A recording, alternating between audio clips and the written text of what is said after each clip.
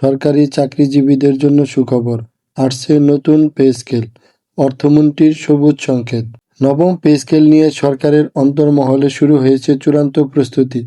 কিন্তু কবে নাগাদ আপনার হাতে আসবে এই বর্ধিত বেতন? অন্তর্বর্তীকালীন সরকারের রেখে যাওয়া প্রস্তাব নিয়ে নতুন সরকার ঠিক কী ভাবছে, আর কেনই বা এই প্রক্রিয়াটি দ্রুত সম্পন্ন করার নির্দেশ দিয়েছেন প্রধানমন্ত্রী? সবকিছু জানতে ভিডিওটি শেষ পর্যন্ত দেখুন, কারণ আজকের এই প্রতিবেদনে আমরা তুলে ধরব পে স্কেল বাস্তবায়নের গোপন রোডম্যাপ। বাংলাদেশের প্রশাসনিক কাঠামোতে বড় ধরনের পরিবর্তনের আভাস পাওয়া যাচ্ছে। বিশেষ করে সরকারি চাকরিজীবীদের দীর্ঘদিনের দাবি নবম পে স্কেল বাস্তবায়নের পথে সরকার এখন এক ধাপ এগিয়ে। সম্প্রতি সরকারের উচ্চ পর্যায়ের এক বৈঠকে অর্থমন্ত্রী এই বিষয়ে ইতিবাচক সায় দিয়েছেন। নির্বাচনের আগে দেয়া রাজনৈতিক প্রতিশ্রুতি রক্ষা এবং সরকারি কর্মচারীদের জীবনযাত্রার মান উন্নয়নে নতুন এই বেতন কাঠামো ঘোষণা করা এখন সময়ের দাবি হয়ে দাঁড়িয়েছে। সরকারের নীতি নির্ধারণী মহল থেকে জানা গেছে, ইতিমধ্যে পে স্কেল বাস্তবায়ন কমিটির প্রথম সভা সফলভাবে সম্পন্ন হয়েছে এবং পরবর্তী ধাপের কাজগুলো দ্রুত গতিতে এগিয়ে চলছে।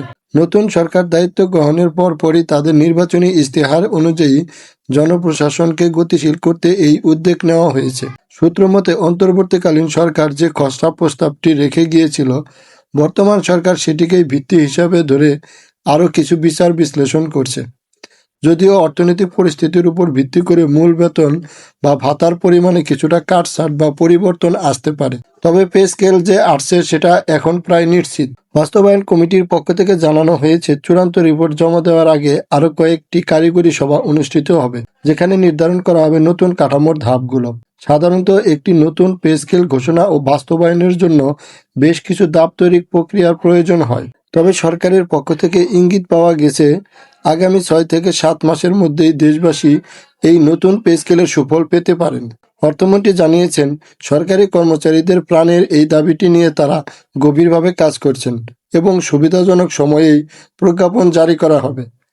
দেশের বর্তমান মুদ্রাস্ফীতি ও বাজার পরিস্থিতির কথা বিবেচনা করে এই সরকারি সিদ্ধান্ত চাকরিজীবীদের মাঝে স্বস্তি ফিরিয়ে আনবে বলে আশা করা হচ্ছে। প্রশাসনের প্রাণশক্তি হিসেবে পরিচিত এই বৃহৎ জনগোষ্ঠীর জন্য নতুন বেতন কাঠামো ঘোষণা করা হলে তা কর্মস্পৃহা আরও বাড়িয়ে তুলবে বলে মনে করছে সংশ্লিষ্ট বিশেষজ্ঞরা।